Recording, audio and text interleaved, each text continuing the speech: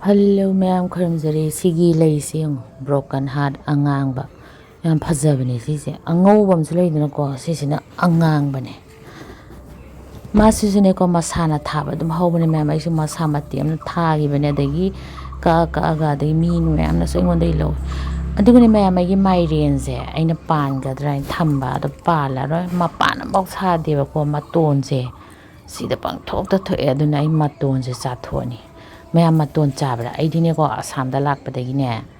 maton je bazar da yon badai khangeba maton chayai se dagiri sum chagre haitare se kaim hapta bida ngora hawi adagi alu kitang haurung hapasu hawi natraga chana gomba kangam sikpagi si thari ni mayam si maton se aidi palakadra in tobane ba do ai mairen do dam su pamte haidi angang ngadi yam pamai me hajiti pamdre haidi nungsi yam kahabane mairen chabsisu ngalaga chaba khotpa di dum hawe bako adu maton se yam hawani mayam adu yai maton se kara heke na kumthare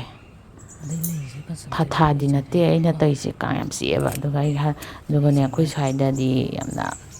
yam thabagi ling yam thok pai tare yam kijeba hamra mi ani changmina trading gon yam ki aduna napi nupi su yan tat khotat ka sengdo han mayam dakar taeba mayam di saba yabro saw mayam yamna phaba pot ni mase sida dine khoi gi